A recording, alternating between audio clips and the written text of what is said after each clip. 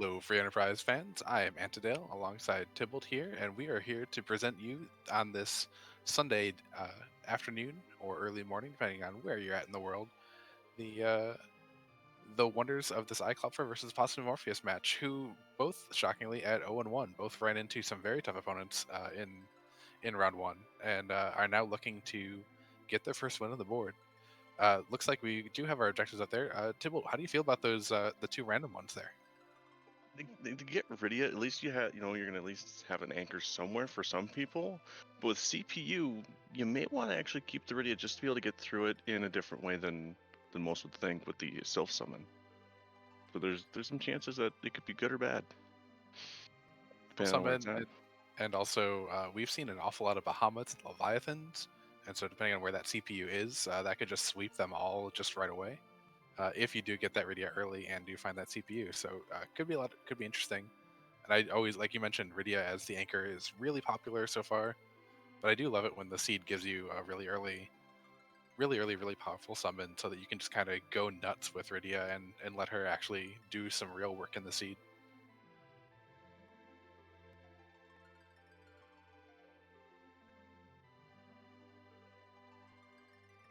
Well, Uh, looking at Possum's names here,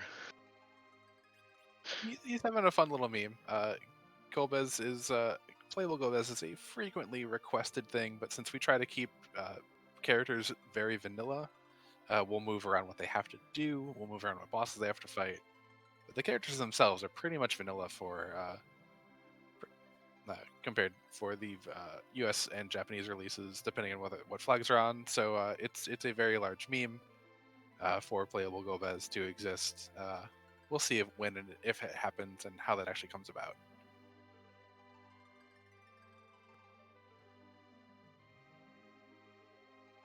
But I know I'm really excited for this race.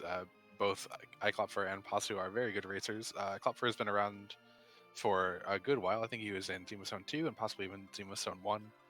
Pasu is a newer runner, but is doing really great things. And he went deep into Zima Zone 3, and it does a lot of cleaning up in all of the pickup races and stuff. So I expect this to be a very, very good match for us to watch here.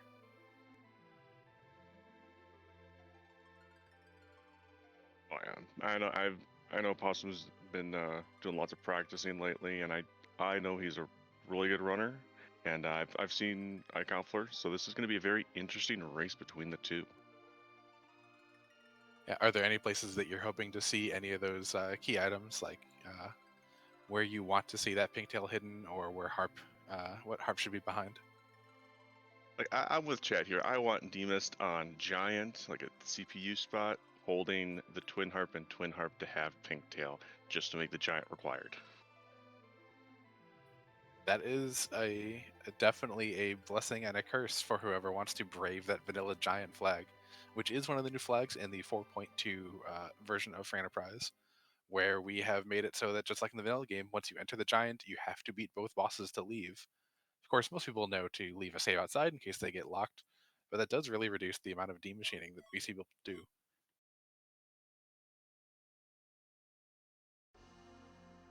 Well, that's a start. We've got Yang and Porum, who neither of them do a whole lot of damage at the beginning, and some form of Rubicant and his leg handing us an Excalibur, so we're really going to want to find that Cecil. Yeah, we're gonna want to find that Cecil and head probably straight to Ordeals if we could handle it to Yeah, get that Cecil online. that does assume that Cecil's even the seed, because one of the flags of this tournament is that there are only 10 characters available. So we have a distinct 10, so two people get a day off every single phrase. And Cecil could very well be one of them, or could be hiding somewhere where we just don't get access to. So that could be a huge tease, getting that Excalibur right away.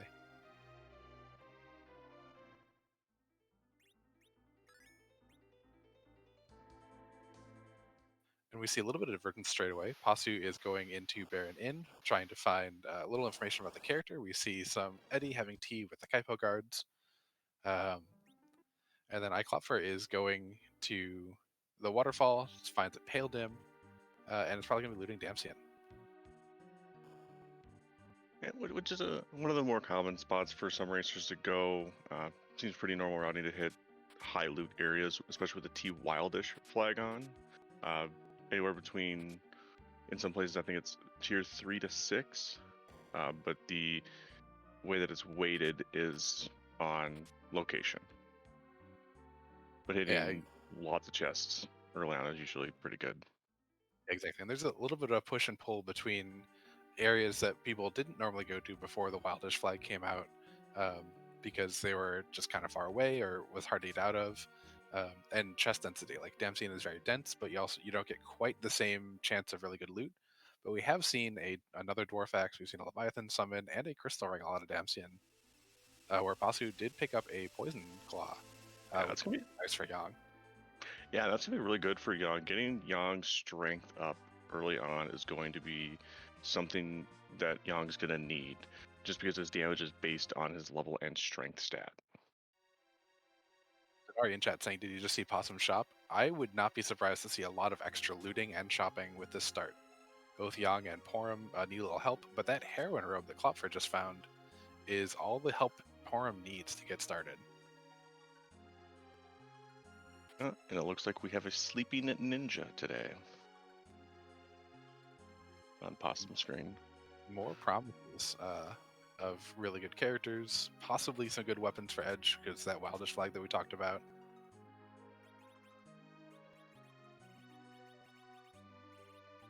Self summon and a ninja shirt for Klopfer out of the save room in Antlion Cave, both really nice things. Before the Neki flag came into existence, people didn't really use ninja shirts too often because it doesn't help Edge's damage very much. But we've seen both black robes are kind of hard to come by sometimes, or black belts, and the defense properties of that ninja shirt are just astoundingly good. I think what it gives 3 agility, but the magic defense is really good on that. So yeah, you'll see Edge survive direct nukes in the Zeromus fight, and that curse ring for Possumorpheus at the front of the watery passage. That's really nice too. yeah, that pretty much makes anybody an anchor, and a silk web too.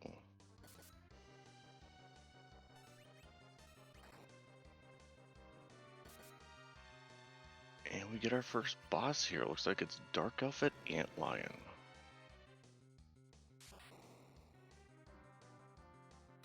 Which won't be too bad, but you can see that just the damage output that EiKlopfer has, both characters doing less than 100 damage per swing. Porum's going to get a whole lot of turns because of that extra 10 agility that the heroin robe gives her. But Dark Elf's still going to be a little bit annoying just because, hey, he's got those spells, and he's got enough HP here that it's just going to take a little while to just bonk him down.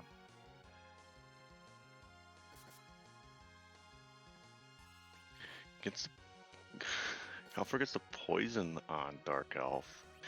That's interesting. That's not something you see all the time. I think first form he doesn't have he has the boss bit on for the first form, but not the second. Yeah, absolutely. Do you want to talk a little bit about the boss bit and what that means? So certain monsters have a boss bit. They can't be affected by certain spells like Stop, Weak, Coffin. But Dark Elf here in his second form is actually able to weaken Stop. Still can't use something like Fatal or Coffin on him, but it makes them a little bit easier to deal with, depending on the characters that you have. And there is a very, very early Earth Crystal. I imagine that Klopfer is going to follow up that with the Treasury. It's not quite as good as it used to be because of a max tier 6 flag that is turned on for treasure chests, which does mean that each treasure chest that is not trapped, and so you don't have to fight an encounter in order to get at the contents itself, only can go up to tier 6, so we won't see any Excaliburs, we won't see any Crystal Swords out of there, but we'll see a lot of good stuff. Those Arty arrows are a heck of a find, too. Oh yeah, we just need to get a bow for Porum, and Porum's going to be doing some work with those arrows. Yeah, I'd be really hoping to see like a samurai bow or an elven bow out of this treasury that Klopfer is going towards having landed just outside of Troya, making an absolute beeline. So we will get an early edition of one of our favorite games here in Free Enterprise of Rate That Treasury, coming up in just a few seconds. Rate That Treasury! Meanwhile, Possumorpheus has located Rydia, guarded by Purple. It's Mylon and friends.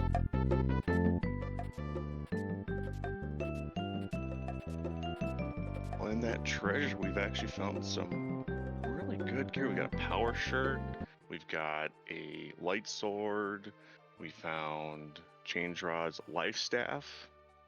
I'd say that treasure was actually pretty good, like an 8 out of 10 maybe. Yeah, I'm real excited by the defense sword, the power shirt, another ninja shirt to sell, um, the samurai bow also for Porum. So now we have at least, I think there's a pack of arty arrows in there too. So we have 20 arty arrows and a samurai bow for Porum to just demolish the seed with. So that'll be really, really nice. Also mute arrows here. I would definitely be looking to buy some that EiKlopfer is seeing here in the Troya shop, and doing a bunch of selling now too at this point.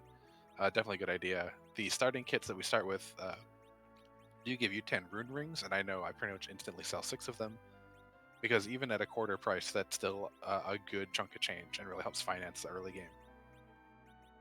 Oh yeah, that seems to be a common thing between a lot of people, is selling between 5 and 6 just to get that early starting finance for the seed. I see people in chat who are very familiar with Possumorpheus and his playstyle. A little surprised he's not actively making Rydia take a nap, but we've seen Sylph summons. I know that at least on EiKlopfer's side, we've seen a Leviathan summon. I don't know if Possu's found that one yet, but Rydia is actually going to be pretty necessary in the early game. Yeah, especially with what we saw in the in the treasure with the change rod and with the rune rings already have. And I think there's a black shirt in there too. That's gonna really power up that self summon, since it's based off of Rydia's wisdom stat a little bit.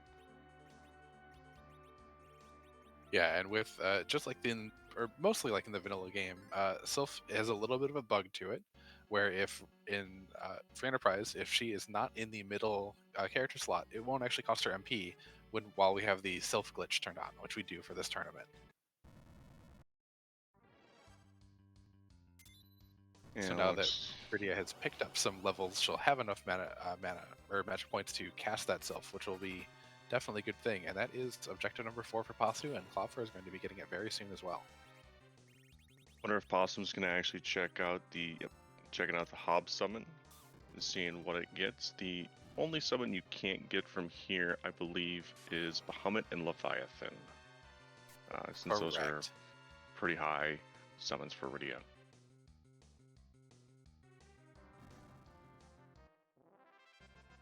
Yeah, EiKlopfer gets an Oh My Body, but Rydia has also had her own Oh My Body experience, so no XP on that Rydia. Hopefully we'll get some at the next boss check, probably Fabul for EiKlopfer. But just a missed summon available from that check.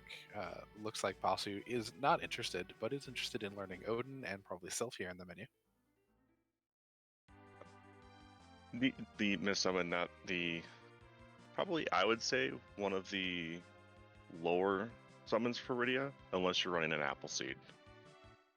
Yeah, definitely a bit of a zonk since it is predicated on her HP total, and her HP growth is pretty abysmal. You don't pick up Rydia so that you can see lots of HP numbers on her.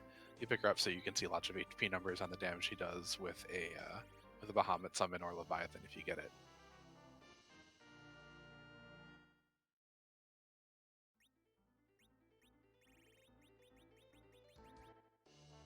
So we've got Possum following in Koffler's up, missing that heroine robe in that one of those chests there in the upper left. So we'll see what where he goes on from here. Probably going to the Earth Crystal once he gets it. We've got EiKlopfer going into Fabul here.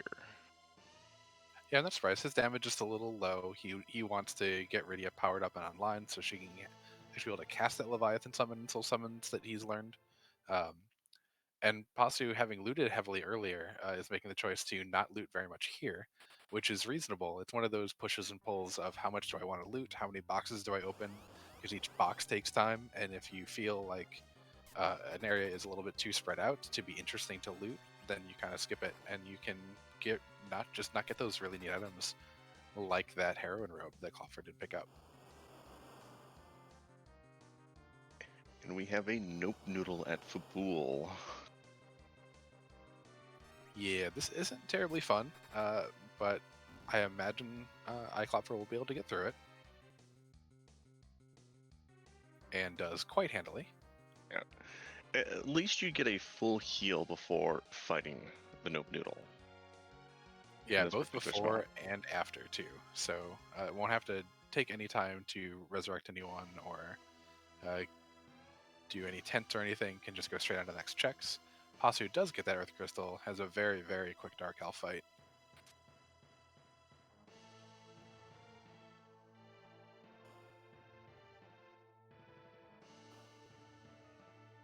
How do you feel about times when you're constrained like this, where you don't have a super great party, so you feel like you're just checking by the book? Does it make you a little bit anxious as during a race when you know you're pretty much doing the same thing as your opponent? I feel a little bit anxious. I know there's some people that, me personally, I wouldn't be able to win in what's called a foot race. But just trying to get through checks as quickly as possible can sometimes help. And chat pointing out that we got a nice dark shiny rock from the Fable King there. He doesn't give us a black sword like he did in Vanilla. Instead, we get a nice darkness crystal. So that opens up the moon. That opens up the character check. Opens up a gated shop, which can have some really nice stuff like sirens and hourglasses. And it could be really interesting if one of the runners does make that play early to try and maybe pick up an edge or a Fusaya.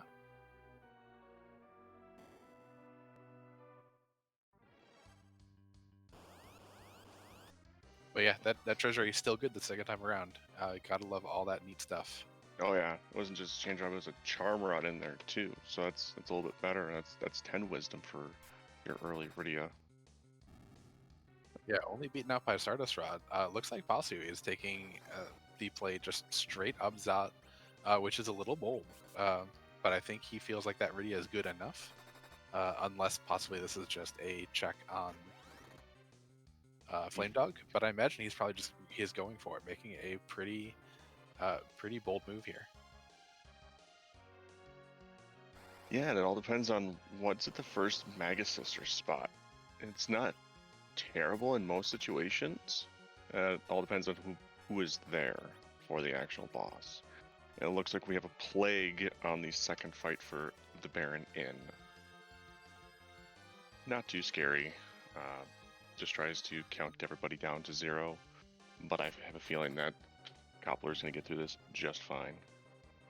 Yeah, you can see that Plague is not really getting much in the way of turns and is in fact dead without being able to count at all.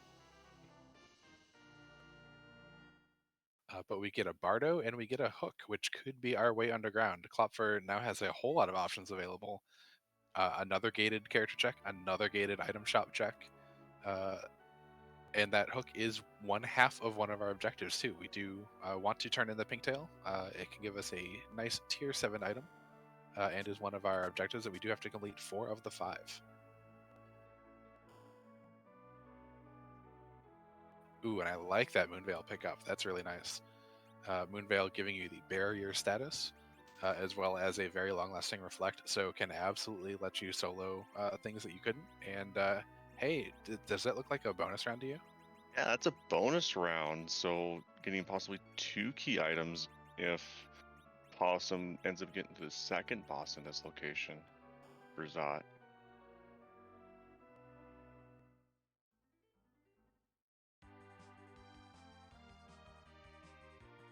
Yeah, and even if you, for some reason, need to bow out of the first check, this is still going to be pretty valuable. This should be pretty straightforward. The punches here don't hurt terribly much, and with Rydia being able to use a Sylph Summon, even though it's kind of slow with the animation time, it does get you the heals all right there.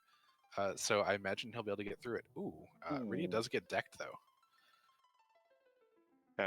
Unfortunately for Possum, that was the 3rd hit, so he does have some time to recover here. Demus hits 3 times and then goes into the mist phase where you cannot damage the mist. Yep. One thing that if EiKlopfer does decide to run up here, this is a really slow spot, and EiKlopfer's been anchoring with a very fast Porum in the middle with that Heroine Robe. So you'll be able to EiKlopfer, if he comes up here, will be able to get more turns per demist punch than we're seeing Possumorpheus get.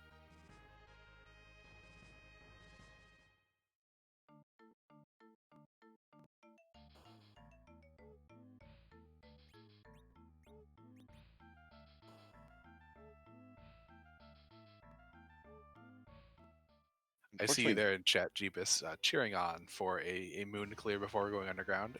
That'd be a really interesting play, don't you think, Tibble? that'd be very interesting. I would say, me personally, it would depend on who's on the moon. If I've got a foo on the moon, I might be willing to do some moon checks, but those moon bosses can be quite mean. For sure. But it would encourage you to come back to Earth, maybe do a couple of the free spots, as well as go up this Zot too, to unlock all those wonderful, wonderful foo spells. Yeah, because then we don't have the vanilla foo Flagon, so foo gains 3 spells and 100 HP per boss.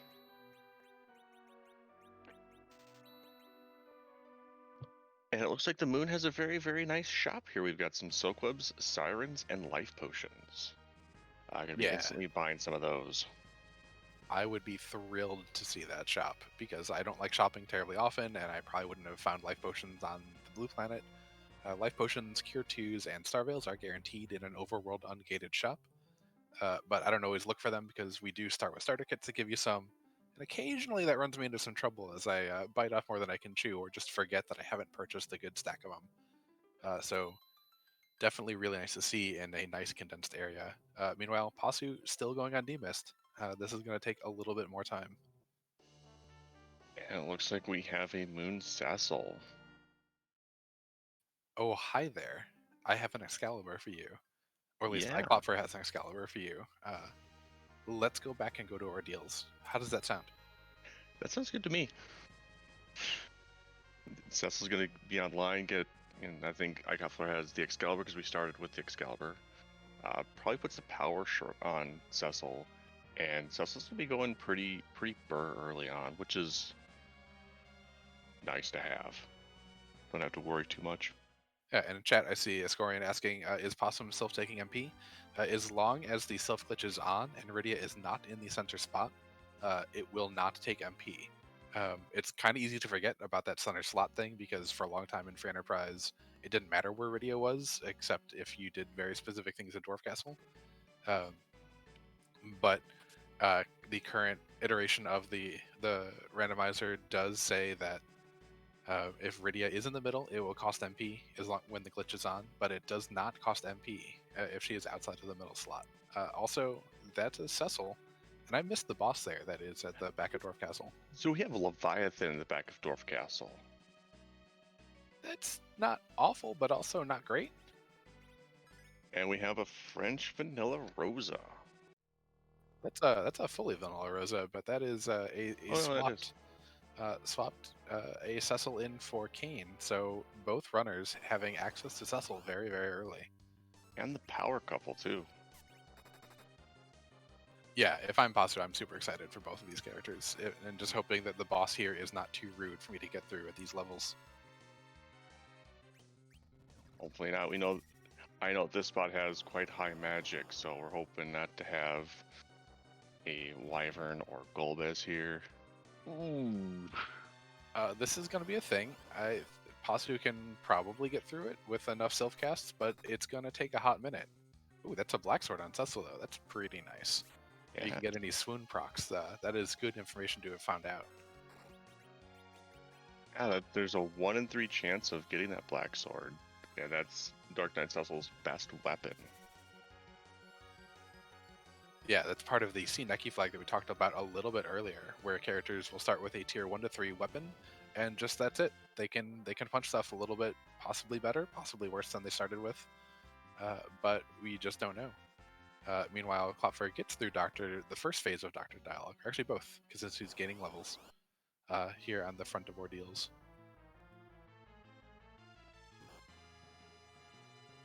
We have some Dark Gems. This could be a little scary. This is quite a fast spot, and it's going to hit a little hard. Luckily for EiKlopfer, he does have the Heroine Robe on Porum, so Porum's not going to be taking much damage here. Yeah, Porum going to do some work. As long as Rydia does not get punched out, if she does get a turn, then the Leviathan summon that Klopfer has in his back pocket should do some work if he has enough MP for it still. Not enough MP for Leviathan.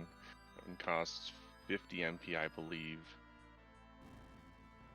Indeed, So. but does still have enough for Sylphs, so that'll be some nice healing.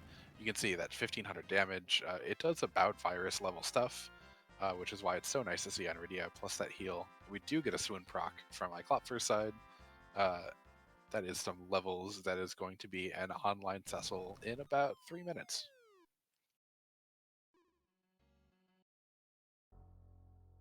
And we've got Possum still going through the wonderful, lovely alt gauntlet. In some locations, the alt gauntlet's not bad because you actually can get some decent levels on your character. So this is going to give Possum some decent levels for that hook route we may or may not have to go down. Yeah, I definitely am not totally displeased. I would rather have it where EiKlopfer is, which is a spot you don't normally get experience, but you suddenly would, and that would really power up Cecil very, very nicely. Uh, but um, both runners should be getting through their things very quickly. I see Ascorian saying, oh, wow, not saving for EiKlopfer. But with Heroine Robe, Samurai Bow, Porum anchoring in the middle, you're going to be so much faster than anything that is in the spot that it's not terribly worrisome. Most of the overworld spots are pretty slow.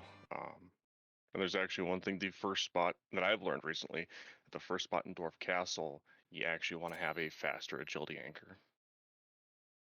Yeah, although that is one that can kind of bite you too, because that second spot, depending on the boss there, could be a little bit ruder than you might imagine and is pretty fast.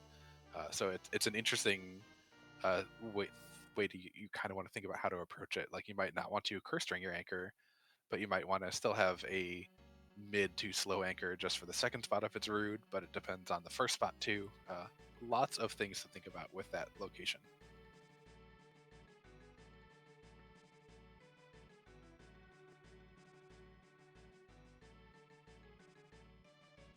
So right now, besides the Earth Crystal check and Demist, it's looking like our only way underground is going to be through that hook route. How do you feel about hook routes, Annadale? I am usually in favor of them.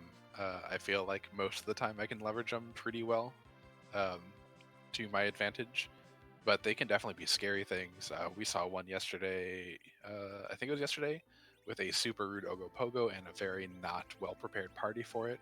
So they can be a little nightmarish. It does help that we do have that wonderful, wonderful Darkness Crystal, so we could go up to the moon, get some levels there. We do have Sirens available too, so there's a lot of options for this team in order to power up if we do have a really rude boss. You see EiKlopfer here decking out that Cecil with the Power Shirt, Strength Ring, and Bandana, giving massive multipliers to that Cecil. Yeah, that's a bit of an oh my. That is a strong Cecil who is going to do a little bit less damage you might imagine against the Demist because Excalibur is holy damage and Demist will take half damage. But I imagine EiKlopfer will be getting through Zot a little bit faster than Posser did just because of the extra characters, a little bit extra levels, and a little bit better gear in some respects. And we see a Sand Ruby from Zot, so that gives us an edge in the betting kite bow. It does. I'm not 100% sure that I take that edge quite yet. I don't think we've seen a single ninja sword for him. He's gonna be better than, probably better or more useful than the Edward that EiKlopfer has.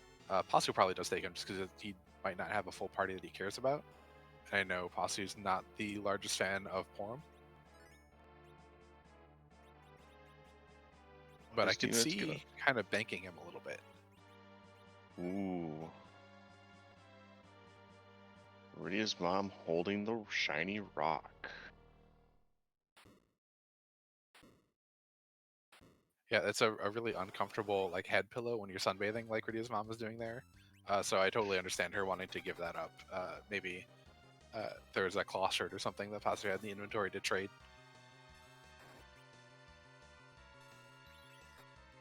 But Possu going straight for that edge. He not having. I definitely don't blame him for this, and it's probably the right call. But I could have seen kind of holding off a little bit until you knew you had ninja weapons. because you might be dumping someone that you put a little bit of time and experience into. But yeah, Porum, goodbye. That is not too much of a surprise from Possu. The other thing that's nice with Edge is that he's probably going to be darting a lot with him, because that's going to be, if you don't have ninja swords or any type of weaponry for him, darting is going to be your next best option. And we have access to at least one. Like Possum right now doesn't have access; he doesn't have hook route. But if there's drain spears sitting in that Eblin shop, we're going to see some darting. Yeah, I was gonna say, do you think we see Possu do any shopping looking for drain spears? I think they're available even in overworld shops in with S standard turned on. So that could be something that we might see him do a little bit, just so that he can do about 3,000 points of damage. We do start with the middle sword, and he does have another one, so that's not a bad Edge start.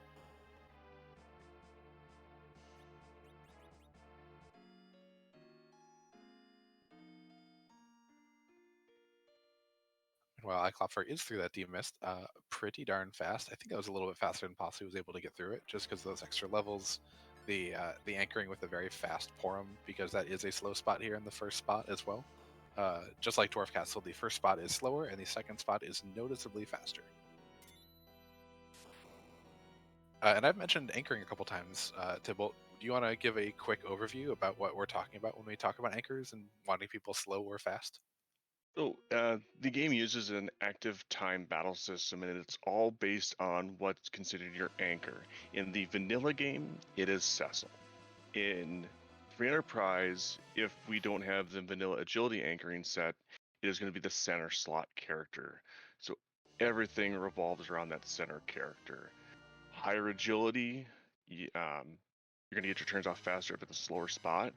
But generally, later on, you want to have a slow agility, so the rest of your party is going as fast as possible. You can correct me if I'm wrong on that. No, that is a pretty darn good summary. One thing that I do know that Possu has in his inventory is a Thunderclaw, which will help with this Dr. Luge fight a little bit, but doesn't need it on this first go around, because that's a lot of damage he's putting out.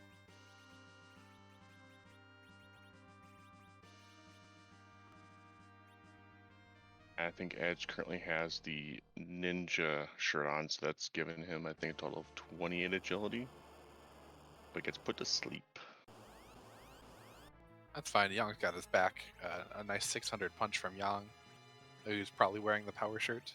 Meanwhile, Klopfer is now running into this alt gauntlet, is questioning his life choices maybe, but should get through this pretty well. It's going to be a little slow. But having this here, getting more experience for both Cecils. I think one's got the defense sword, the other one's got the Excalibur. After this alt gauntlet, those Cecils are going to be hitting pretty hard. Yeah, definitely going to be good. You might want to think about having one of the children take a quick nap here too, just because you're now looking at like, oh, I've got a hook route. Although I know Possu has a cursed ring. I don't remember if Klopfer had picked one up. I don't think so. I think Possum found that in the Watery Pass. But there also is that character sitting at the actual hook route. So that could be an option for an actual anchor for that hook route. And I see Possu also getting a nice swoon proc there on the last Dark Elf. Both runners at least getting one proc of that Deathbringer, just to make that fight a little bit easier and faster. With that swoon proc, when we've seen poison, we've seen the swoon. Is there any way to make that happen more often, or is it just random? It is not random. It is based on the enemy's ATB tick value, effectively, for how long they still have to go before they can do something. And you want that to be as low as possible. So when you have a faster anchor, especially in these early spots, if you kind of wait until an enemy takes their action and then swing back at them with something that can proc, so like a cat claw, that black sword, or Medusa arrows, you should get the proc most of the time, if not all of the time. As you get into faster situations where the enemy has really no delay between the times they act, then it's much harder, and you pretty much don't see it happen late in the game at all, unless you get a very early hourglass pulled up, so that would stop their ATB right away. So to answer a question in chat, lady, looks like the only difference between both runner is Possum has not done the Baron in or Fabul.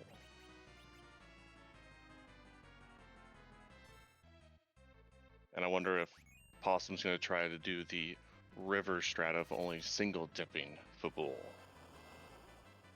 It's definitely appealing as a thing if you can, but it pretty much stops as soon as I have a hook route and still have that open check. I will absolutely check for wool for back McKee over doing a hook route 100% of the time. Well, I guess 99% of the time. If I see a very, very easy boss in the Rubicon spot, then I might go ahead and just take the XP and not worry about Fabul too much.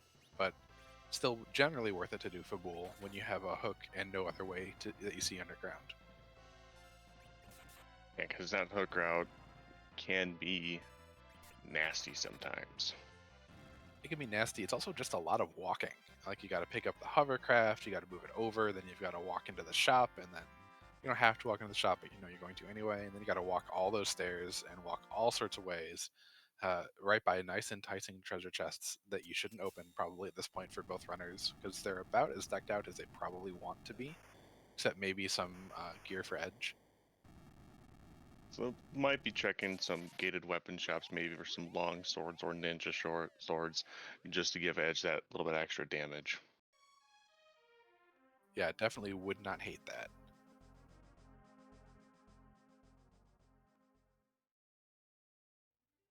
And EiKlopfer getting his Sand Ruby, and will be able to, if he remembers, to go talk to Rydia's mom and get that very uncomfortable headrest out from under her head as she's taking a nap. Going straight to Rudy's mom. Is that something that's happened to you? If you get into something like you do Demist, and you go into another fight that you're concentrated so much on, and you forget about that Demist? Absolutely, especially when it's the first boss of a multi-boss check. It is very, very easy to forget from what both runners did of fight Demus at Maga Sisters, then go save, then go fight another boss, which is, in this case, the Gauntlet, which gives you more time to forget. And then all of a sudden, it's half an hour later, and you realize that you still haven't gone to talk to Rydia's mom, and you might be way behind.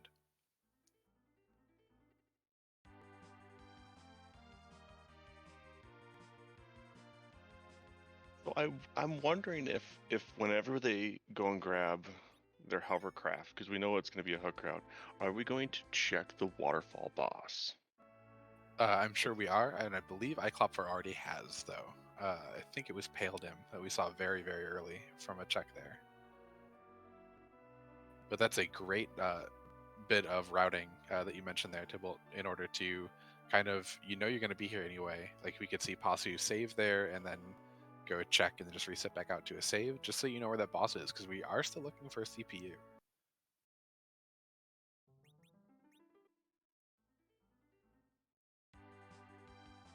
And Possum's getting his hovercraft.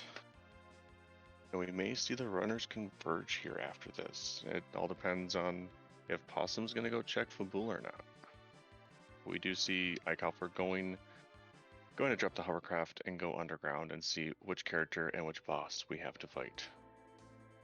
Yeah, and Klopfer with both a defense sword and a Excalibur opts not to take that edge, does reset out of the Kaipo checks. Pretty comfortable with his party at this point, and I don't disagree. At some point, Rydia is going to be less interesting. She takes an awful lot of experience in order to get her up to Nuke, which is what you really want her to have when going to fight Zeromus. But she's still got a lot of value here, and more for Klopfer with that Leviathan summon than Edge does for Possu. And I don't think, well, Possum hasn't gone to the moon, so he doesn't know that sirens are available. That's something that Edge brings to the table is his steal ability. So we have the steel tables from the Japanese version, so we can steal sirens, Bacchus, all the fun stuff. So even if we don't find sirens in a seed, we still may have access to them with an edge. Yeah, absolutely. So Possu, with that edge, can go into Lower Babel, open some trap chests, and spend a little bit of time just nabbing some sirens from them. Final Fantasy IV does let you steal an unlimited amount of time if you're willing to put in, or unlimited amount of items from the enemy, as long as you're willing to put in the time. So definitely something that Fosu does have access to that Klopfer doesn't. But Klopfer already just used the power of purchase and capitalism in order to go ahead and grab a bunch of sirens. That's a Kane, and that is a King Queen Evelyn shifted one spot. Yeah, and that is a free fight for the second fight. It looks like Possum did stop in the weapon shop and pick up a boomerang. What's the importance of a boomerang for an edge? It is Edge's only way to have the back row bit applied to him for a long range weapon. In Final Fantasy IV, you deal half damage to things that aren't like kind of directly across from you. So if you're in the back row, or the enemy is hiding behind other enemies, you do less damage. But if you have equipped a weapon that can go to long range, that sets a flag on the game's memory for that character that the game never actually resets. So as long as you're able to do long range damage at least once, then you're always able to do long range damage. It's really very nice to have. Now, Tybalt, do you think that either runner is going to be looking for the Mad Ogre chest? Or do you think, knowing that you've got a really free boss there in King Queen, you're just going to go straight I think you're to just the gonna go. bosses? I would just go straight to the bosses. I just got through Alt Gauntlet. I've got levels that I feel happy with going to the underground. If I hadn't done that Alt Gauntlet, then I probably would be looking for that Mad Ogre chest just to get the extra levels on my party. Yeah, both runners having some pretty good levels on Cecil, although Pasu has a pretty fresh Cecil overall, so not quite as well leveled as EiKlopfer's. It does have that edge, so there's a bit of a balance there in the party.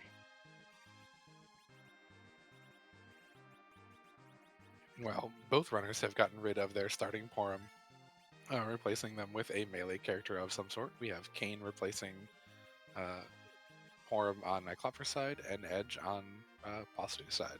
So, tiny white mage, you get to go take a nap and go rest up. So there's a question in the chat, what's the worst boss that can be in the King Queen Evelyn? And someone brought up DKC. Now I know there are some bosses that cannot gate your underground access, like Val, Golbez, Wyvern. Is DKC one of those? DKC is not unless the no free bosses flag is turned on, which we do not have. So DKC would be kind of obnoxious, but and there he is. However, I think with all the levels that we have on Yang and the curatives, this is not going to be too bad.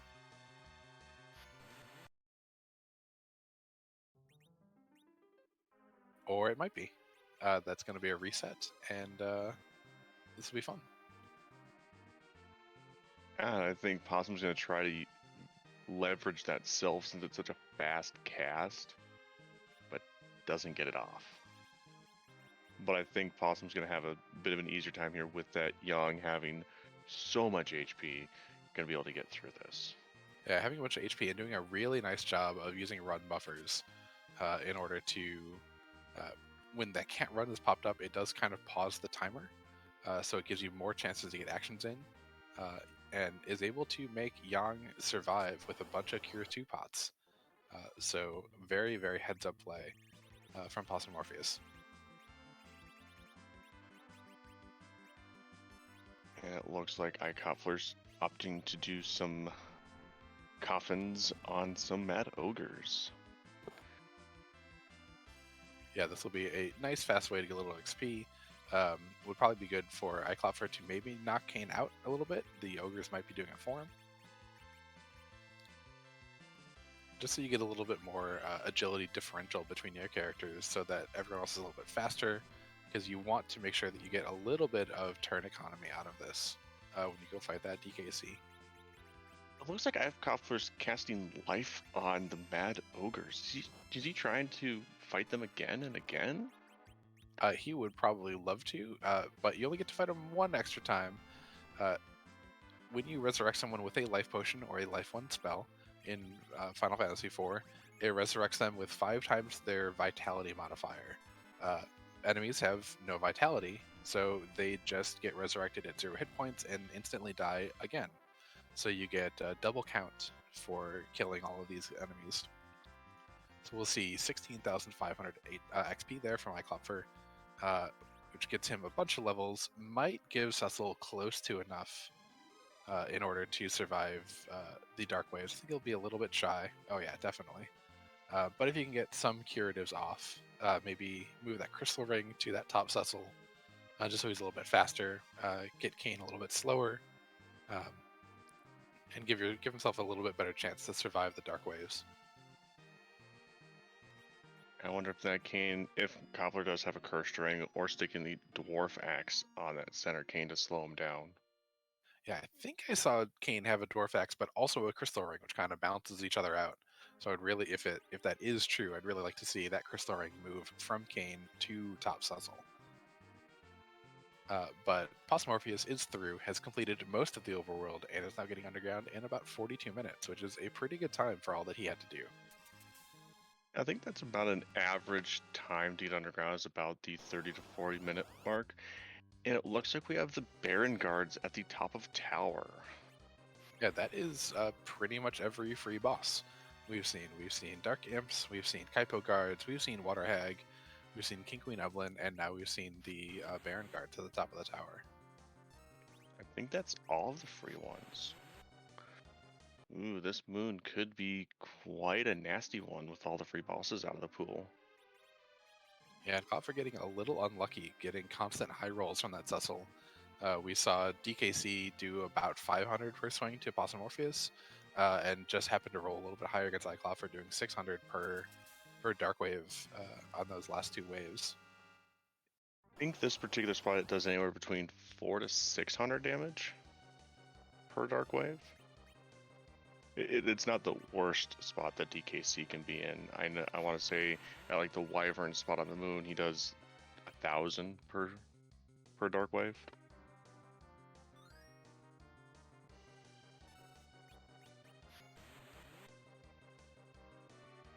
You know, I'd almost be tempted to use that that elixir in his inventory, but we'll see if we can get a couple HP in a dream, just shy that time for EiKlopfer. Yeah, having a cure 3, or he does have 2 elixirs. Yeah, I'd be very, very willing to toss an elixir. I do like this play to rearrange your Cecils a little bit, because that second one is more likely to die. It just has a little bit less HP, so being able to use the second Cecil to toss a curative on the other Cecil, and then that Cecil will get his turn again faster, so you're able to kind of get double cure pots on them. Looks like we have the Magus Sisters at the first spot in Dwarf Castle.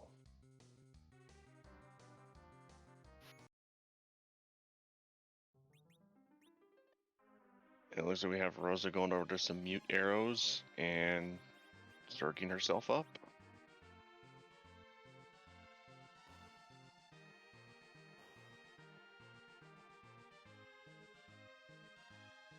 Well, trying to anyway. That patented board face AI, not a real thing. However, sure feels like it sometimes. Absolutely takes Rosa out with that Fire 2 getting reflected directly on her face. What would be the importance of actually zerking up your Rosa in this particular situation? So you've kind of noticed that every time someone wants to do something, a little window pops up asking, hey, what should I do? EiKlopfer was so close there. But when you're berserked, you don't have to make any choices about what you're going to do. You're just going to fight. So you just go straight in when it's your turn to kind of decide what you're going to do. Instead of deciding what you're going to do, you just do the fight command over and over and over again. Plus, you get some extra bonus damage too. So it does some really nice things for you in terms of leveraging turn economy and just speeding your fight up overall. And so Rosa with mute arrows and Berserk would be doing an awful lot of damage to these sisters, and that's why they're so vehemently putting her down every time. They know to take out the Rosa because they're scared. Okay. Yeah, a Wonder Woman Rosa gonna rock their world.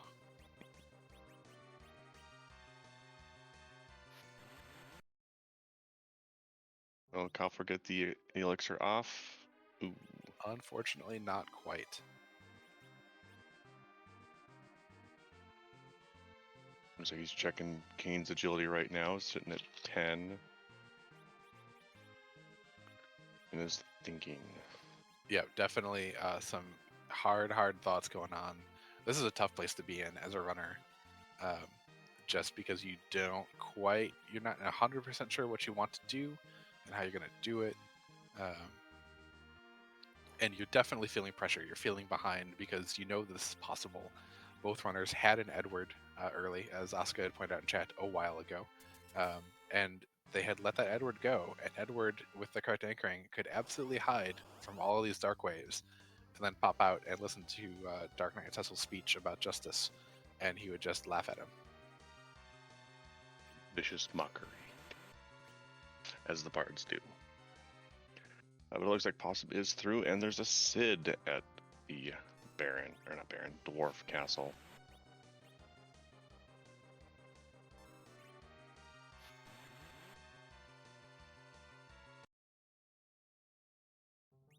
Of course, Leviathan doing Leviathan things of starting off the fight with an instant big wave.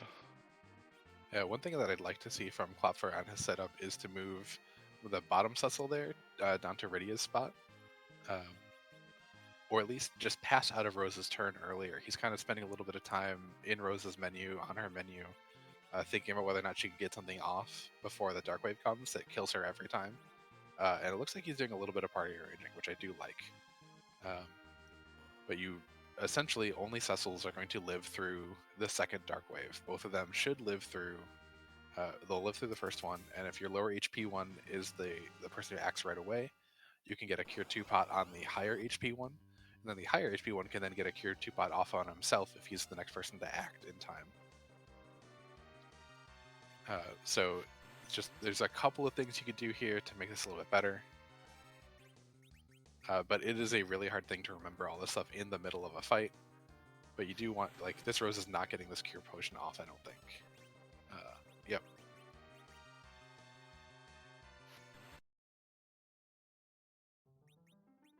I'd also really like to see Klopfer use the Elixir right away, especially on a high roll.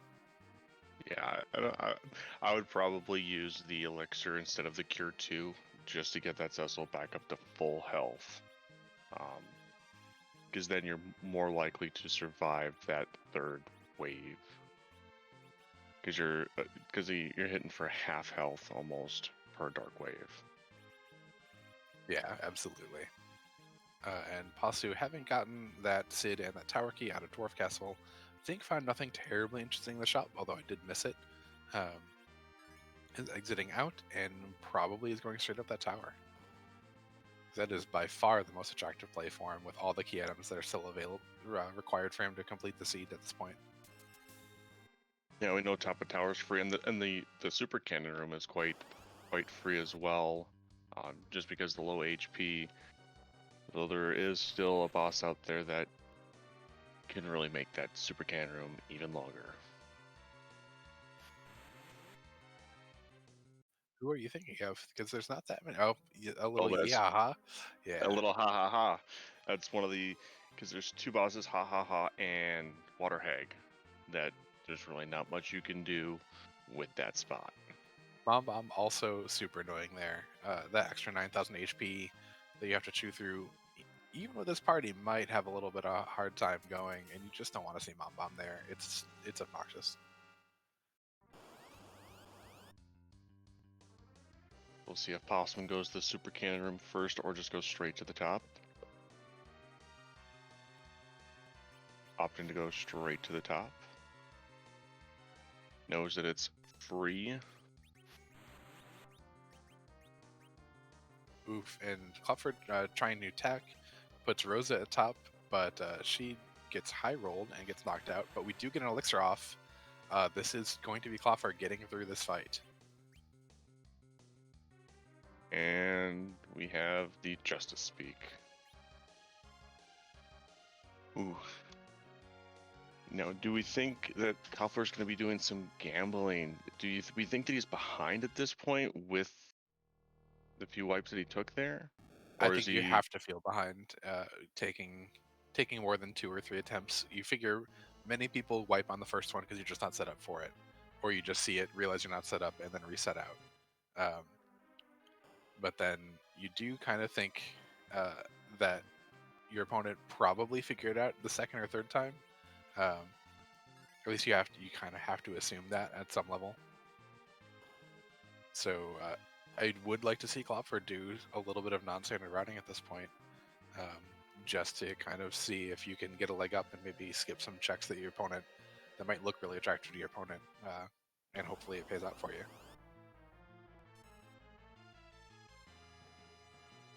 So it looks like Possum has used one of the mute bells he bought early on, and as well doing some life glitches on those Baron guards above. And trying to do something that I like doing, squeezing out as much EXP as you can in fights. Yeah, this is a particularly good spot for it too. You saw 39,000 there. It's about 26k normally. Getting an extra one of those guards gets you the other 13. So, like you said, really nice to get that extra XP. And even more so for Passu too, because he does miss those sirens. Look away for a second, I missed the item. That was a life staff. So nice, but not great. No.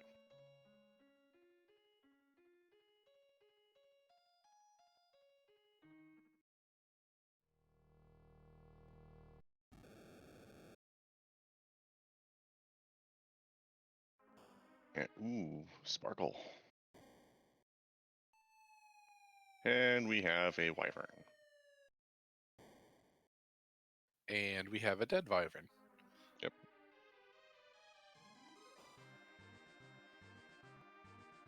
That's one of the nastier bosses out of the pool for our runners.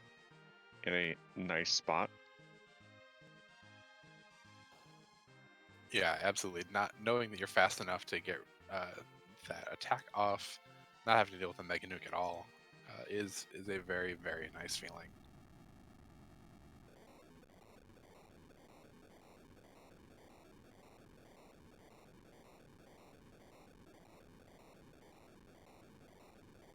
But now we'll see if this entire play paid off, or if it was just a decent chunk of experience for Possumorpheus. That life stuff, as we said earlier, is nice, but not required at all. The best white mage stat stick. It does give you plus 15 to your white mage casting, so will be very nice for Rosa later to make her heals or white spells a little bit better. But not a whole lot of value other than the experience from there. But we do get this other check, and we do get a nice change of airship too. That's actually my favorite part of the tower key. I was about to mention that getting the swap out to the Enterprise, so you don't have to worry about the Falcon anymore, because you can only pick up the hovercraft with the Enterprise. So having an automatic cutscene for a change is great, and we have a ninja play. We have Hanzo Steel. Yeah, Passu, not terribly sad about that, because he does have that edge. If EiKlopfer goes and does that, a little less value for him. Might get him to go run and take that edge. Meridia's time is probably getting close to not being required at all anymore. To answer your question in chat, Plumeria Knight, no, Possum has not gone back up above. He's still doing all of his underground checks right now, checking the Fame Arch. Yep, and as Davis points out, doesn't matter which airship you have, is if you're underground via the hook, either airship will drill you back up. You don't need to find a drill attachment for the Enterprise. The game just lets you do it. And we have a Twin Harp in the Fame Arch freebie. I imagine Passu's going to prioritize that pretty darn soon. We'll probably get the Fame Arch boss checks, and if any of them are reasonable, he'll go do it, and then probably straight to that Twin Harp. You do also have a good argument for going to visit Yang and Sylph Cave to get one freebie check off of Sheila. But neither of those are particularly free. No, that's a pretty how fast can I get out of here? Yeah, I mean, I know you've got a he's moving that battle speed. This could be Edge with a Thunderclaw and a Masa going after Odin in the King of Summon Monsters spot. which, goodness, it punches hard. I was gonna make sure that yeah, he's decking out that edge with all of the gear. If he can make edge RA1, he's gonna be swinging for 6k at least, hitting that thunder weakness. I don't know if Cecil has quite enough levels or defensive gear in order to fully play healer bot, or if we have enough illusions for him to be cover bot here.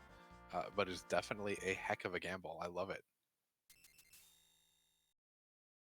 I wonder if he's gonna have Rosa cast Blink on Cecil and use the Bacchus wine that we picked up from the treasury for edge.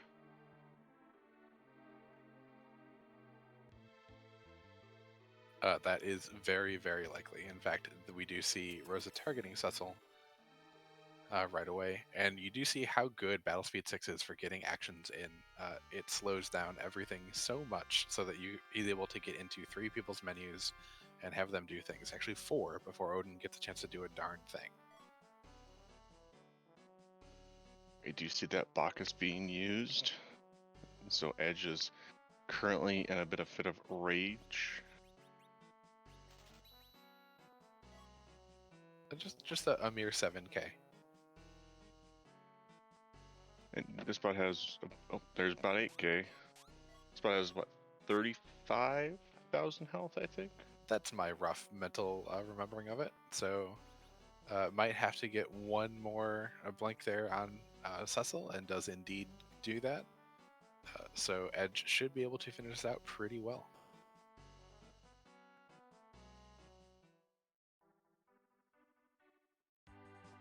There's a second swing from Odin. I think it's going to be the sword race for the next, but I think, yep, there goes down Odin. Very heads up playing by Possum with getting the blinks off on Cecil and utilizing that Bacchus. Yeah, there's a lot of knowledge about the ATB system, enemy weaknesses, and that's the reason why you'd want to delay going to visit Yang in the bed. We now have a pan. We can finish all of the football checks all in one go for Pasu. So heck of a job there. Just getting the right stuff together and doing a great job getting through that Odin fight. That's quite the reward. Is he as well going to go for Keinazo as well? It looks like he is going to. I think so. But does tent up, so Cecil won't be auto-covering everyone. Might be looking to... looks like he's switching back out of the Edge does all the damage in the world. Probably going to be putting a lot of that stuff back on Cecil. Yeah, that EiKlopfer is going to be doing a bit more for him.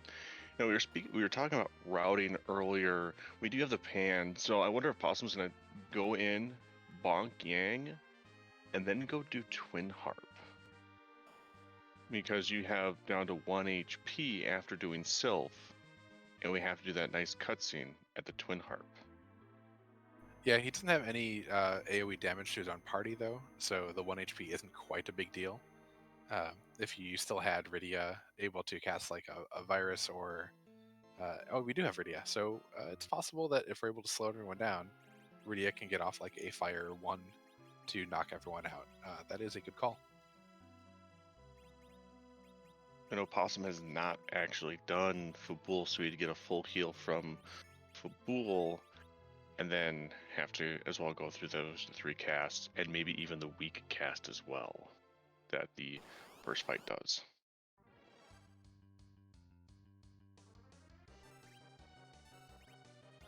I did not see what battle speed Pasu moved this to. Looks like he's on battle speed 1. With those actions coming up fairly quickly. But I think that Rydia does have the cursed ring on.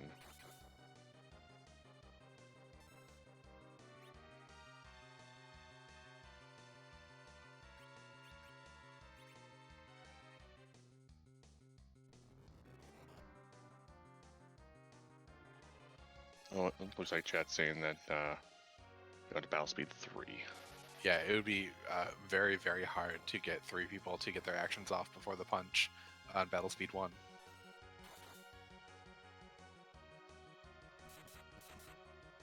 Spot doesn't hit too terribly hard for physical.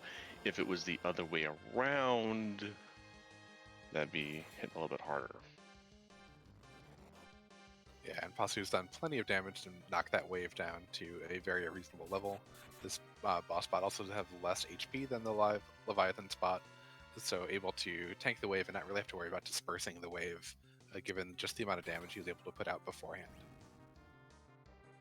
Because the wave is, I believe, 5% of Knazo's remaining health. It is between 4 and 6. Most damage ranges in Final Fantasy IV have effectively a target level and then a 1.5 multiplier, and it ranges between the two of them. So it's a 4% base with ranges up to 6% with that multiplier. It looks like there's some discussion in chat about the Thunderclaw and Knazo. When Knazo's wave is up, the Thunderclaw does more damage. When there is no wave up, it's the Ice Claw. But when he's in his shell, it's both Ice and Thunder do more damage, if I am correct on that. He loses the Thunder. He effectively flips back and forth between an Ice weakness and a Thunder weakness, depending on whether or not the wave is up. But we do get a Leviathan summon, so water and water and water from the Asura spot there does equalize out Leviathan summons for the Rydias available to both both parties. But I don't think we probably see Possu actually learn it or use it. I think that Rydia is destined to not be terribly useful.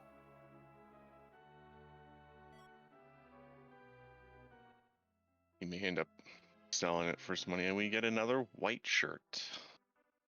That's white shirt number 2. I mean, don't hate it, but it's really great defensive gear, but also not the dream. EiKlopfer still just kind of treading right along behind Possu's trail here. We'll definitely pick up the Twin Harp. Will be interesting to see if he does gamble on that Odin. That was a heck of a heads-up play by Possu that I'm not sure many runners choose to do. Also, EiKlopfer did not pick up that edge, so we'll have less ability to do that as well. He still does have the Yang that can wield the Thunderclaw, but I don't think it'll do as much damage, unfortunately. Yeah, Yang just doesn't have the levels quite yet to do the 7,000 with all the multipliers that Edge got from having the Masamune having a high attack value, as well as all of the strength gear doing good stuff for him. This looks like Possum's doing Fabul right now, gonna get that Darkness Crystal, and then go talk to Sheila. Yeah, Gambit with an interesting thought. Do you think Possu is going to feel behind with that Darkness Crystal that he'll get here from fighting the Sogo Pogo? To be honest, I don't know. I mean, you've got Twin Harp from Underground. You've got half a Forge already. Early Moon Plane is something that can be done, but I don't think with how, I guess, smoothly things have been going so far, I wouldn't feel behind, me personally. Yeah, and I think that would depend on how much I knew my opponent. There are definitely some runners in the community that if I saw that there was an early Darkness Crystal and there was an early Excal Cecil, if Possu does get up there and see those signs on the moon, that I would suddenly be very, very worried that I've taken a hardly different tack on the seed. But knowing that Magma Key is there at Sheila 2, or Sheila 1, whichever Sheila 2. was. Sheila 2 gave the Magma Key Pinktail from Sheila 1. Yeah, so knowing that was available, or knowing that you didn't get a free hook route, or free bypass of the hook route if you found it something doable on the moon, although there's not a whole lot of super easy bosses left there, would make me feel behind against certain members of the community, and I just don't know enough about these two runners, whether they know each other's tendencies enough to have any inkling of the other's propensity to do an early moon dive or not. So we have Possum going to do the music.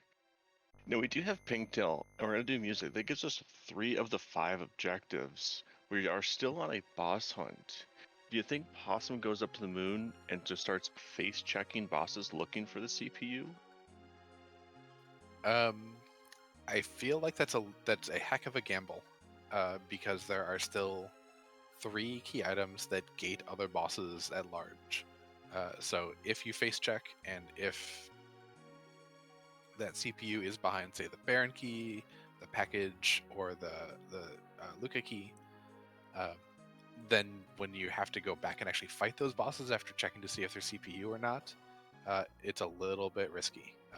Definitely something you can do, definitely something that can pay off, but I probably am starting at cave value, where you can see the boss. If it's easy enough, you just do it and take out that whatever boss there for that key item check, and then you kind of go from there.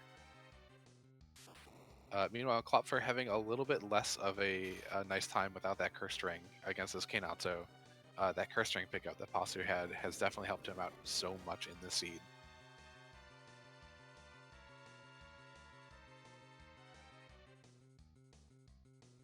And this is the Final Fantasy IV Free Enterprise. We randomize the items you get, the characters when you get them. But we also randomize something else. We randomize the music.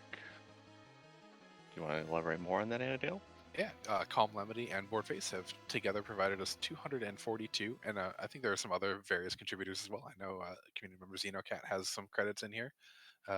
242 different songs that Edward can play on the harp here as you turn it in. So we will hush up a moment and let TJ Spoony B get it on.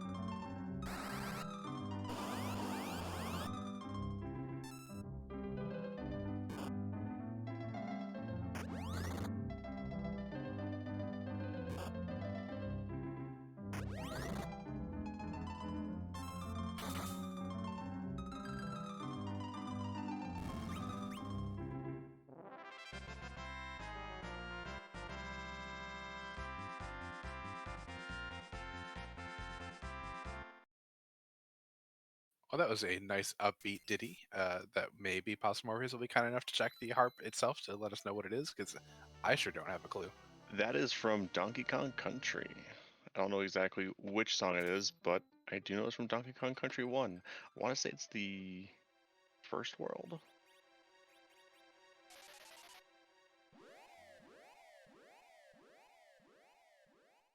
But Possumorpheus, fresh out of checks available on Earth, definitely going to have to go to the moon in order to find anything else, because there's nothing left here for him.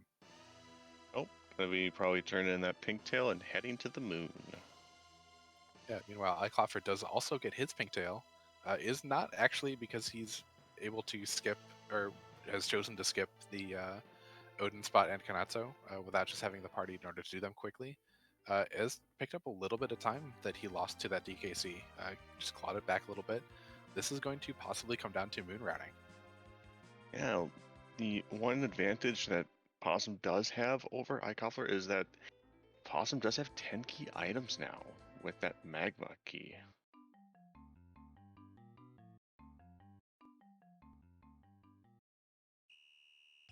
Yeah, definitely will be nice to get that double experience on any further fights and any grinds. And Pasu will be able to hopefully find those sirens in that Hummingway shop. So will be a nice advantage. Will kind of accelerate Possumorpheus just a bit. But that Bahamut summon, I mean, it's nice, but Rydia is not casting it. I'm sorry.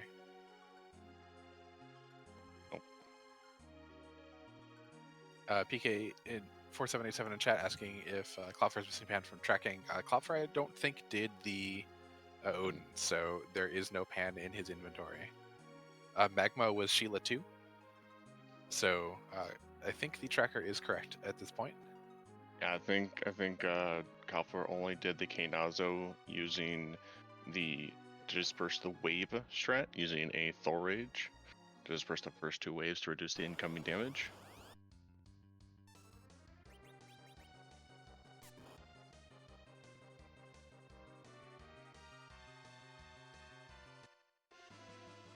And EiKlopfer giving us another rendition of DJ Spoonie B shredding that harp.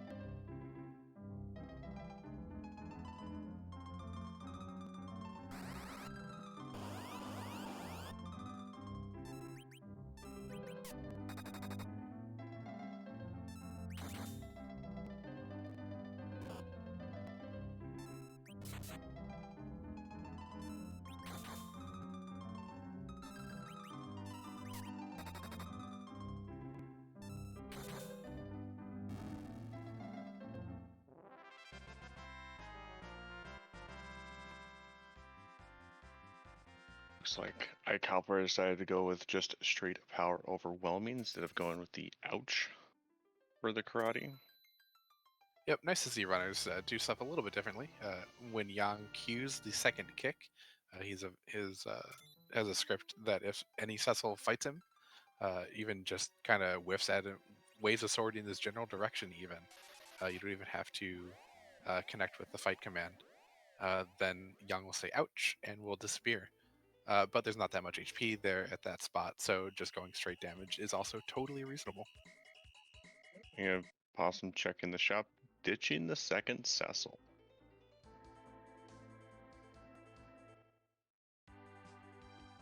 We do know it's a Lunar Sparkle at the Bahamut spot. And I think by counting, it would be D Lunars there. We've seen every other Lunar Sparkle at this time. Yeah, and that's not going to be a super fun fight. I totally understand Pasu not bothering with doing that fight. The Bahamut spot hits really hard with physical attacks, and the fire counters will don't care where you're at. It always does a percentage based of your total HP. You could the magic is pretty bad there though, so you could just kind of endure the virus counters, but I think it's a very reasonable play to just say, nah, not today. I won't fight you. And we see Possum going into the Lunar Subterrane. Do you play the numbers game by going all the way down to the bottom, or do you go straight from top to bottom, looking at bosses and getting key items? 3 months ago, I would have said to go straight to the bottom, but we've seen so many times in this tournament that Value's at the top, and he has two different ways to get to the fourth objective that he needs to do. He needs either Legend Sword or CPU. So saving a little bit of time here, if this is one of those two things, is a pretty reasonable check. Mylan Z is reset out of. It looks like Pasu is in full face check mode. Mylan not going to be too terrible with the X skill that we have on Cecil. Would be able to burn right through that, but doing the face checks, you've got four down, three boss checks down at the bottom with 4 key items. And playing with Possum, I know Possum's big on the numbers game. So we'll see if he goes all the way down. And if he just face checks the 3 bosses down there and then decides which is the easiest of these 3 bosses to take on. Yeah, if none of them are that CPU, that is a very interesting way to play it, and will definitely be a good question for him on what his thought process is as he's going here. Whereas EiKlopfer goes straight to fight that boss here at Value Cave and does indeed find those D Lunars.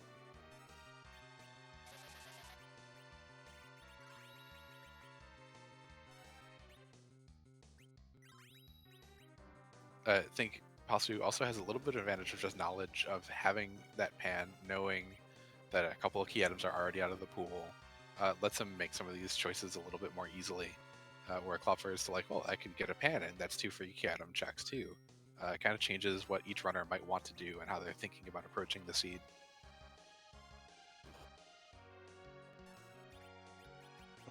Looks like Possum's going to be doing some gold dragons for experience.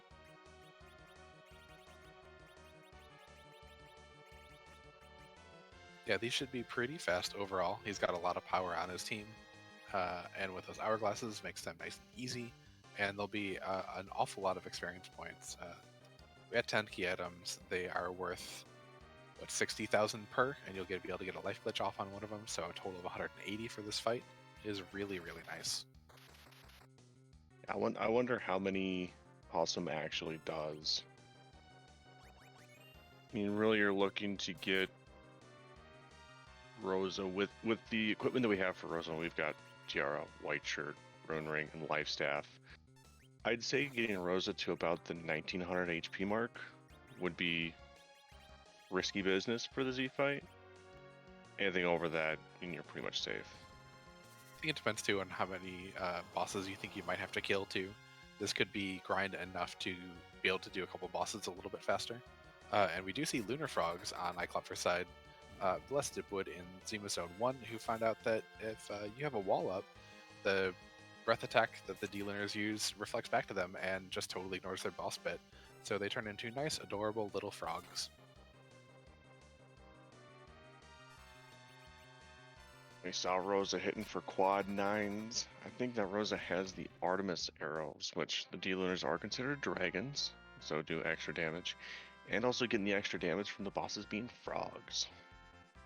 Yeah, so it takes all away all their defense, sets pretty much everything to 1 or 0, and you get lots and lots of damage. And you get a Rat Tail. That is a key item for Klopfer. Does put him to 9, I believe.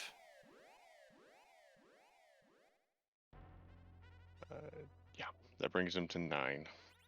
Because Possum had the Pan and Magma Key over EiKlopfer. So yeah, 9 key items for EiKlopfer right now.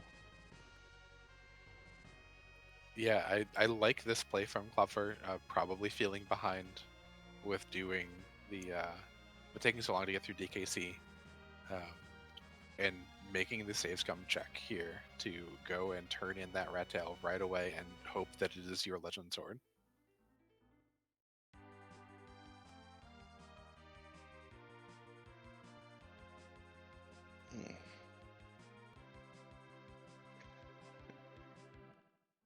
Going straight to that Rat Tail. Possum taking the save point before the White Sphere Altar and Ribbon Room. Yeah, you definitely don't want to lose that grinding you just did. And we get a Baron key from EiKlopfer, so the chain continues. I think you absolutely have to follow this up. Yeah. You don't want to go back to the moon. You've got Baron. Baron's here on the Earth. 2 boss checks. We've already seen 1 at the beginning.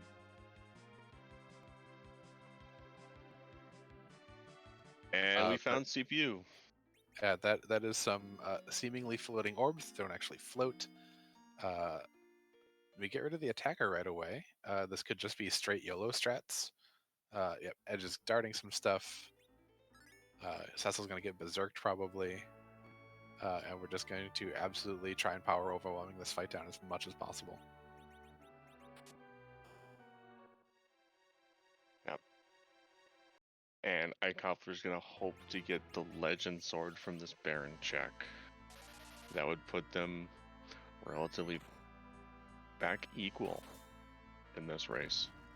It'd be pretty close. I would still give Possumorpheus a little bit of a lead just because this fight is it for him. He doesn't have to do anything else, where EiKlopfer still has 2 fights here and has to hope that it's there. So we know Possu's absolutely done checking. He's got a lot of levels. He is going to take the CPU and probably, we'll see if he saves or not, but he just gets to go straight to Zeromus. There we have the crystal from Possum. You gotta love that Hummingway delivery service, able to just get you a crystal anywhere you are.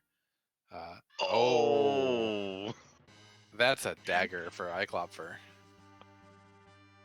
Oh, that hurts.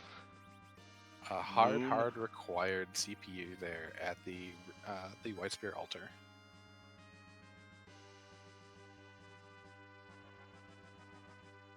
Ooh. Now we have Possum saving and is making the fun walk.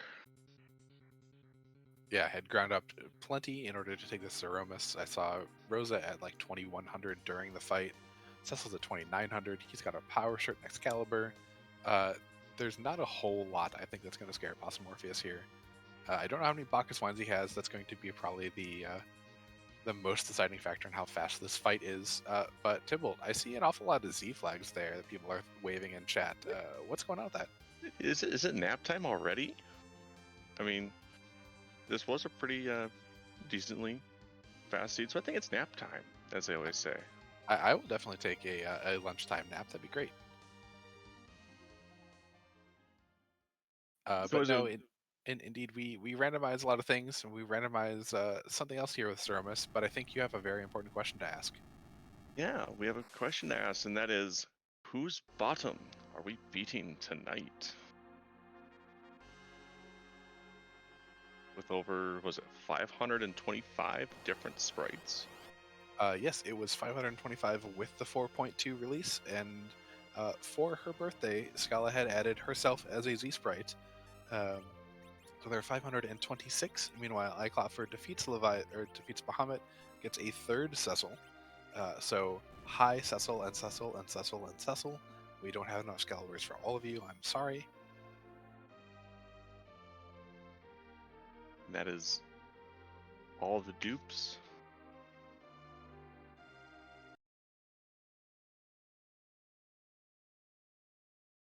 And who is it?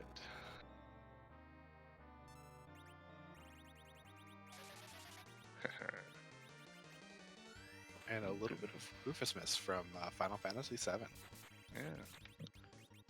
I know I always had problems with Rufus in when I was playing Final Fantasy VII. It was a hard fight to get through. Oh hey, that's a nice crystal sword out of a Baron pot though. You could have even taken that Cecil that you didn't think you could have and equipped him very, very well. We have all the holy swords: Light, Excalibur, Crystal. And I see in chat people saying that they would have followed that Baron chain too. I think it's a very good play for Klopfer. It just didn't happen to work out in the seed. That's just part of randomizers, that you feel behind, so you take a gamble, you take a fight your opponent didn't, and then sometimes it gives you lots and lots of value, and sometimes you get a crystal sword after your opponent's already at Z. It's just the way it's going to happen sometimes. Neither of them are wrong. However much PK doesn't want value to be at Baron, there's often value in Baron in this flag set. You see a Mom Bob down at the Baron basement.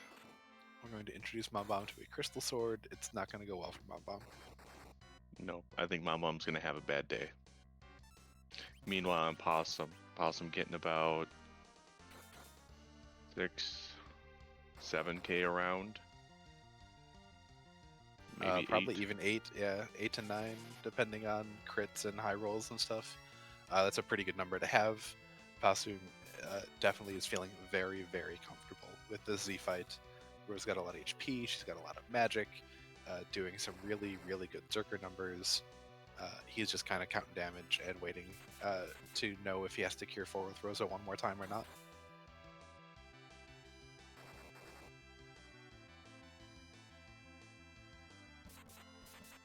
I get just a spoon from Mom Bomb. Yeah, Klopfer is definitely feeling like he would have loved to see that Baron key like 40 minutes ago. Yeah. Because that would have been great. But now those really awesome weapons are just not what he needs. Absolutely has to be feeling the pressure right now. And definitely feeling like all of his gambles have not paid off after having a little bit of trouble with that hook route.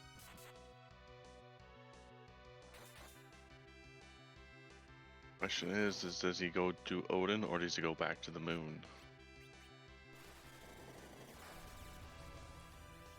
I think you go back to the moon. Yeah. it's one of those, you feel like your opponent, there's an edge that you had available and you passed on. You had a Thunderclaw, you've seen a Masamune. So if you feel like your opponent might have done it, you just can't at this point. You haven't seen the dot done, so you have to hope there's no value to it. We've got rocks on Possum side. We got rocks, we got a Cure 4, we've got a Napping Rydia, who's done a great job as an anchor all seed. Did some really good work early too with that Silk Summon. For EiKlopfer, did a lot of work with the Leviathan. She was a very valuable team member, but that is a flash, a lot of shaking from Rufus Miss as he dissolves into the ether. That is a GG for Basu. An official time looks like of 1:27:06. GG's to Basu. We'll see if we can get him in for an interview.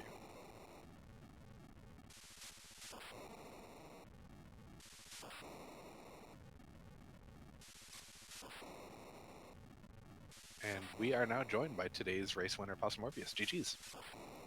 GG's. Thank you all very much. GG's Possum.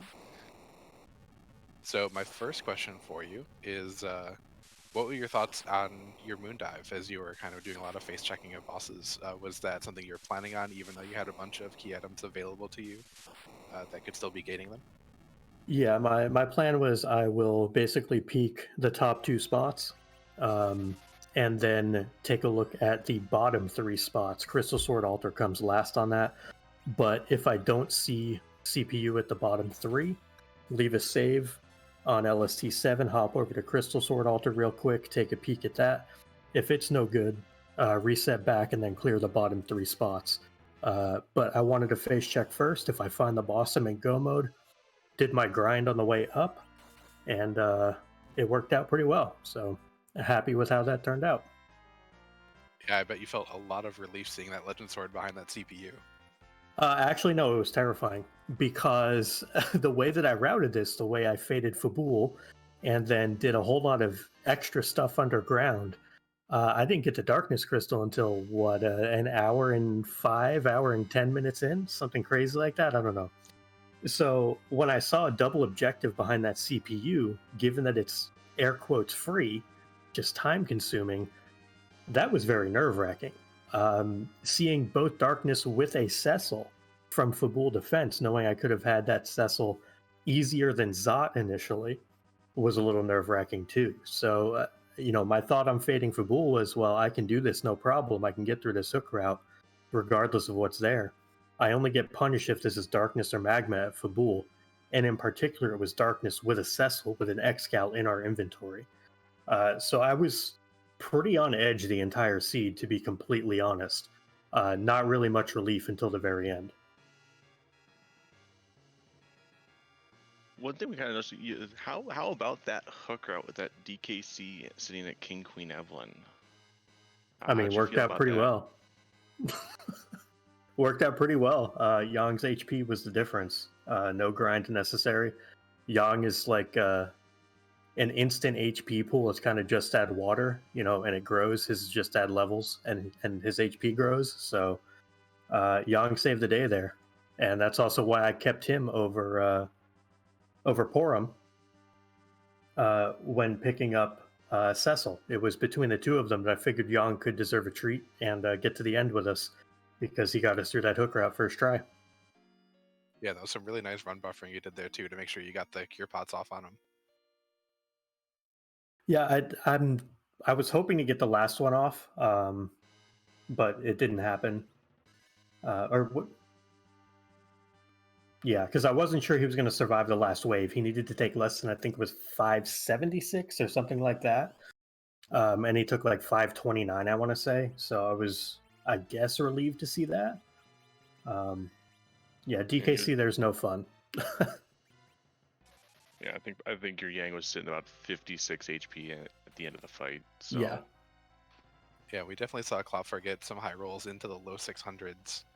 So it was definitely possible, or maybe even, like a 50-50 on that Yang, getting a low roll and surviving, or you having to go do it again. So definitely the seed was in your favor for sure.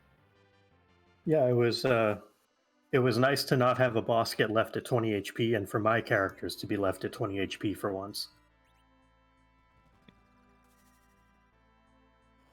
And that was a very good play there in Fey March. It didn't end up really being necessary, except for helping get to 10 key items a little bit for you. But that was a really nice way to handle that Odin. Do you want to kind of talk about what you thought as you saw it? Thunderclaw, as confirmed by the wonderful PK 5787 Ultimate Godslayer, is in fact the best claw, and combined with a Masamune, a power shirt, and a strength ring, Edge goes Burr. And, just wanted to make sure to take advantage of the Cecil cover strats, drop it to 6, get him blinked up, make sure that Edge takes no hits, and that was that. So it went real smooth. I was very happy with that. Got a little greedy with the Kainatsu, but didn't want to go back to Fey March for a single boss ever at that point, and I knew I had the damage output to get through that as well. Yeah, I definitely agree with that play of finishing Fey March if you feel like you can take it, just to never have to do that walk again and never have it just be on your mind the entire time.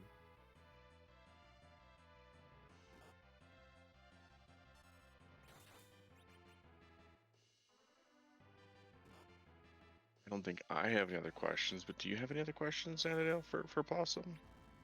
What are you looking forward to for your next round? Anyone you want to call out as a person you would like to play in what is one heck of a tough one-in-one round? I've got some real good pals in the 1-in-1 bracket right now who I'd like to face in a tournament at some point in my life. So I think the top of that list is probably Dr. Cossack. I'd like to face him in a tournament. Martin Broadcloak, our fellow member of the Restream team. Either one of those would be really hype matchups for me. I'd like to avoid a certain X Pancakes. Don't want any of that in my life. And I'd also like to avoid a certain Antidale. I believe you might know him. I don't know. I maybe, possibly. I'll have to look in a mirror. Maybe, I don't know.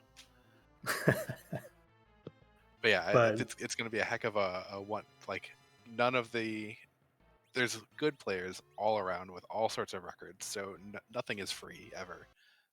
But it's going to be a good show as this continues on. yeah, it's always a fun time come tournament time. Definitely not where I want to be right now at 1-in-1. I would like to be 2-0. That's awful hard when you run into Dusty in the first week, though. Uh, but move up and move onward from here. Try to get 3 more wins before the end of this thing and make brackets and see where the cookies crumble after that. Hopefully I can win some cookies and get some buttons and have all the little edible things to chew on while biding my time. Well, that sounds like a great plan, and I believe that we can let you go now and enjoy the rest of your Sunday afternoon, knowing that you've at least got 1 win now and have some really good tournament life ahead of you. Yep, I will do my best. I thank you all for putting on a great show, I'm sure. I will watch it back and I assume be entertained. So thank you, Antidel and Tybalt, for doing comms. Tybalt, your first time on comms, if I am correct. So I hope that went well. I look forward to watching it back. Thank you for stepping in at the last second GPS, making this thing fire behind the scenes. And thank you, Bahamut X, for doing tracking. And welcome back from your hiatus since the Threemas. I'm very happy to have you back as well. So thank y'all. As always, stay healthy, stay blessed, and have a good one. Thank you, guys and gals. Appreciate it. Thank you, and again, GG's. Yeah, thank you, and GG's. So in the meantime, while we're interviewing Possum, it looks like EiKlopfer ended up taking on Azura at the D Lunar spot and got a Luca and a Avenger. Yeah, that Avenger is going to be real nice, especially for the Z fight. Get a Cecil or a Kane nice and angry without having to do any work with Rosa or drink any wine. But is now just kind of chewing through the CPU. CPU's down. Defender's going to die real soon. Then we're going to get some go mode. And we'll see, without the same anchoring that Possumorpheus had with that curse string, going to be a little bit of a harder Z fight, just a little more technical. You don't get quite the same Q gemming effects that we saw with Possumorpheus, where each of those Zerkers was acting at least twice between any action that Zeromus actually was able to do, between like a shake or a big bang. So going to be a little bit harder to pump out the damage, but still should be just fine. I wonder, with having that Avenge and the Crystal Sword, I wonder if he's going to pass the Crystal Sword to the other Cecil. That is a really heads-up play. We can hope that he does it. You want to talk a little bit about how he'd be able to do that? So with the Avenger, it puts you into a automatic Zerk. So what you do is you have the Crystal Sword sitting on your first Cecil, you swap over to the Avenger, the Berserk takes effect, and then you can turn around and on your second Cecil, re-equip that Crystal Sword, and then either drink a Bacchus or do an attack and then cast Berserk on him, so he gets that extra stat bonuses. Yeah, And then Final two Fantasy IV. Cecils. Yep, 2 Cecils, one Crystal Sword, sharing it between them. Klopfer does do a quick save and is now heading down to Z. Has a little bit fewer levels too than Possumorpheus had. Cecil's only about 2600 HP, rather than the 29 that Possu had. So this will be a little bit of a tougher fight for him. So you're just checking some agility looking. I believe that Center Cecil right now has one of the magical numbers of 28 agility. Looks like Center Cecil is 46 level, so actually would be at 29, but is really close. And that's one of those things where you want to be slightly over than under, just because of how the math works and that we get full integers rather than any fractions. If you're under, Zeromus would still be going every single tick, able to enter the queue or do an action. But now it'll take 2 ticks of the ATB for Zeromus to enter the queue, and it does that without really impacting your party's speed. That Cecil is going to be moving at relative agility 5. Other people just kind of look to him to see how fast they are. Most of his team should be about that, in the 4, 5, or 6 range. But he's able to get a Silk Web off on Zeromus that'll slow Z down as well, and then able to get some Zerks up too. That would help out EiKlopfer in this fight also.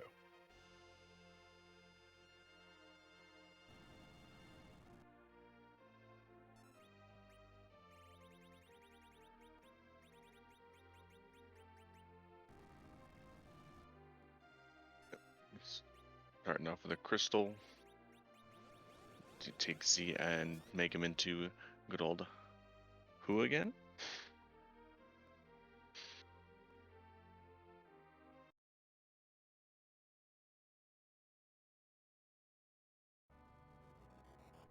Those poor hapless Shinra employees just can't get anything done correctly at the end of the games. I guess not.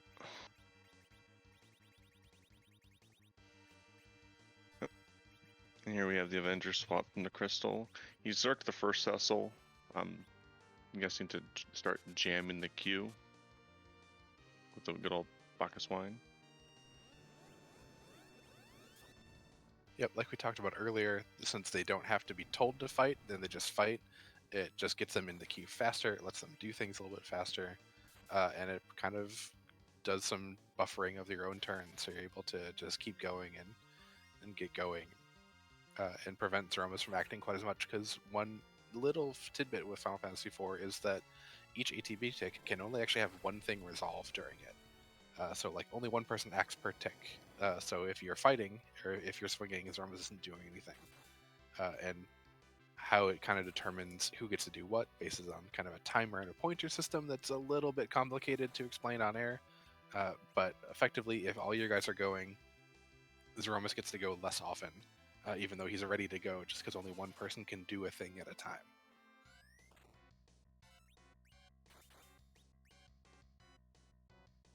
Yeah, it looks like we've got 3 Zerkers, which generally with a Zerker party you want as many as possible to really jam that queue, preventing Zeromus from even taking a turn, if possible.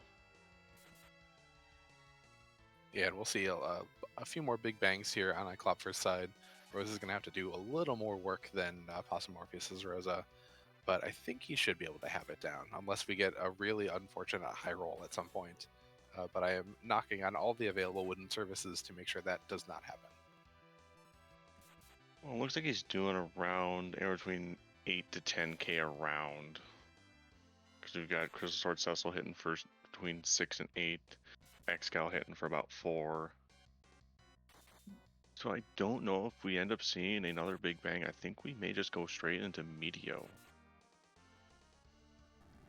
It could. You do have to remember that his rounds aren't quite the same as Pasu's, just because of the Q effects of being RA1 versus the different relative agilities, but it'll be close. He's definitely putting out more damage per each person's swing. They're just swinging a little bit less often.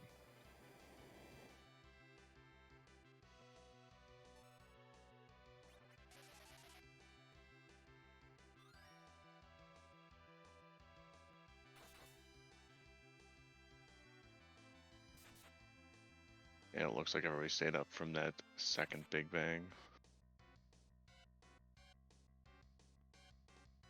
Yeah, one actually kind of nice thing about about having the 28, 29 agility anchor is it's a lot harder to get that Big Bang into Meteo combo platter that Flurry talks about occasionally. But that is a Meteo phase, and that's a flash.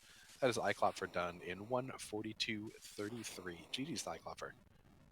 It looks like we are joined by Koppler. GG's. Hi there, GG's, thanks.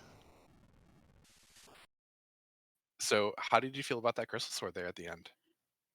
Oh, well, always happy to get Crystal Sword there. You get Crystal Sword, Cecil goes burp. Would have liked to have seen a little more of maybe the Legend Sword when I picked up that Crystal Sword, but yeah, I'm never going to complain about picking up a Crystal Sword. Yeah, for sure. We were talking about how you would have loved to have seen that crystal sword about 30 minutes before you actually did. Definitely. But there was an awful lot of Cecil in that seed. You found 3 of them, and then you kind of got roadblocked by the one. You did a lot of stuff to kind of work your way through that Dark Knight Cecil at King Queen. Do you want to talk a little bit about your thought process? Oh yeah. So first of all, the thought process there was I dismissed my Yang, thinking I'm only punished by this if I run into Dark Knight Cecil on the hook route. That's not super likely. This should be fine. Dismiss Yang, and then of course there's Dark Knight Cecil. So the first fight, I just watch the damage that comes in to see the amount of HP I need. I see I'm a little shy of taking 2 hits, so I go ahead and do the trap chest, seeing if that'll get me enough HP, and still look a little short. I need 2 low rolls in a row. At that point, I'm like, well, I don't have a curse ring to get great agility manipulation. This spot is incredibly fast, so I really do have a rough time here. Definitely after a few wipes, though, there were some race jitters in play, because really once I noticed Rosa in the position 4 was actually getting a turn, I should have dumped my higher HP Cecil into that slot, which is what I finally did to get through that run, just to get that turn order just slightly faster.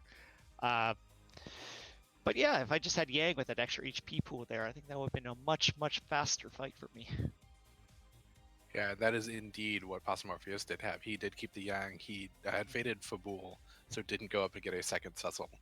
So the extra Yang was very useful for him there. But yeah, that's a very good awareness to kind of map out what you need to do, and then kind of you did a lot of good stuff to think about what you need to do next to try and get that little bit of extra HP because you were so close. Yeah, exactly. Especially seeing the time sync I'd done there. If probably just taking random encounters, just to get like 1 more level, would have been enough. But again, there was the thought of maybe I'll just get 2 low rolls. If I get another person to throw a Cure 2 potion, there's ways to get through this. And unfortunately, the rolls and the turn orders were just not coming up in my favor there.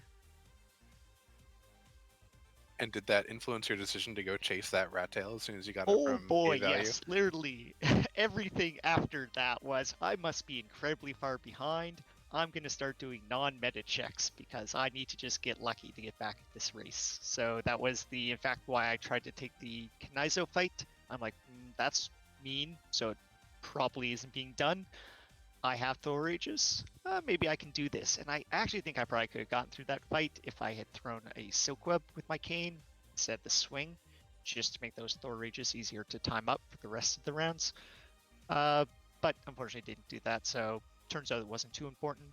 The Sheila panelist Sheila check, again, that was another one of without the pan, this is less likely. And when I got rewarded with that pink tail, I'm like, oh, that might be what I need to get back at the race. Let's keep going on the non-meta. If I find what I need to, CPU in a weird spot, maybe K value, or following that rat tail, which got me the Barons, like this is even more out of the way. Let's just keep going and just hope the end was somewhere obnoxious to get to. And that turned it up out, and then especially when I beat CPU and saw him drop the legend sword, meaning hard required, it's like, oh yeah, the non-meta route was never going to work here. So Yeah, but you definitely gave it a good show, and I love the thought process behind all of that too. I would definitely agree with every single step you did there, knowing that you're probably feeling behind and stuff. It was definitely some heads up play to try and make a good play of it. for sure, it's definitely a challenge there because the start of that seed, I was feeling great. I was zipping through everything. There was a lot of just good equipment, so very strong and making good progress. And then to hit that roadblock, to just then kind of 180 on being like, zippy speed into I've just sunk so much time, really did kind of turn the jitters on. So it was hard to kind of focus at that point to be like, well, what do I do to potentially get out of here? So you kind of notice I still kept going meta with maybe the Dwarf Castle into Tower, which unfortunately didn't prove to be all that useful either. I felt even more behind at that point. That's really why I was like, okay, it's the non-meta plan. That's the only way to get out of this.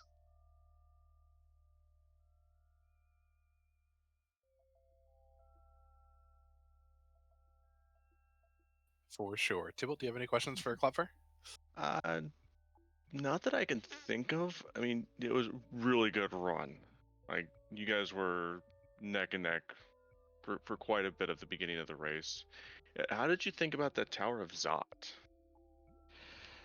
So the tower itself was, fine to get through. The reason I guess kind of I went there is a lot of these end up needing to just check lots of places. I was still looking for CPU, so hey, maybe he would be there.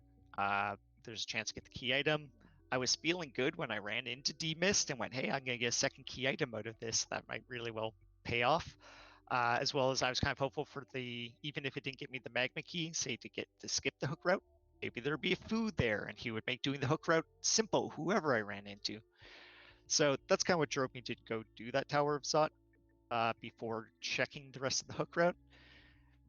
Turned out to punish simply because that meant for sure I didn't have my Yang. I would have almost certainly had Yang for the Dark Knight Cecil fight. That being said, in the same situation, I'd still do that again.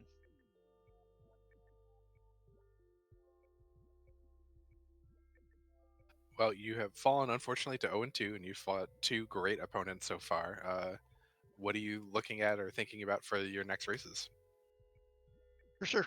Definitely. I'll just keep practicing. There's clearly some stuff in this race that with a little more practice could have gotten through a little cleaner. But yep, there still exists a route here. I'll just get a little practice in and then win 4 in a row to make it into brackets. So there's still a path. I'll keep chasing it. Yeah, absolutely have to do those night 2 strategies. Put yourself against the wall and then just clean up. Exactly. Well, thank you for joining us. Thank you for letting us restream you. It was a good race to watch, and you did a lot of really good things as you were kind of puzzling out what you needed to do when you're just a little bit short on stuff. So it was excellent to watch, and I definitely encourage people to take that lesson from you of just being kind of aware of what you can do and thinking about it a little bit more as you kind of get stuck. Great. Thanks a lot. Thanks to everyone on the restream team and just all the admins for putting the entire tournament together. It's been a lot of fun. And I guess just want to say, Crystal Sword Cecil, go Burr. Indeed. Thank you, Yeah. Klopfer, and again, GG's. GG's, thanks. Well, Tybalt, that was a heck of a race, but I think our time here is just about done. Do you have any closing thoughts for us today? No, I think the biggest one is probably that 1-1 is getting quite scary, and there's going to be a lot of competition out there for that 1-1, and even 0-2 is still going to be a little scary. So there's some pretty decent races upcoming next week. Yeah, To look out for. absolutely. Definitely looking forward to it. And we do have another race to send you to, though. We'll be heading over to see Bursic Badger take on Ground Flyer on Randomania. So stick around. They started about half an hour after the seed, so I'm not quite sure where they're at. And of course, please don't spoil the rules of this one. Lots of people do like to come back and watch these on either YouTube or here on the Twitch highlights. So we will be getting that raid off for you very shortly. And again, no spoilers, or you get the newspaper. We have people that like to use the newspaper.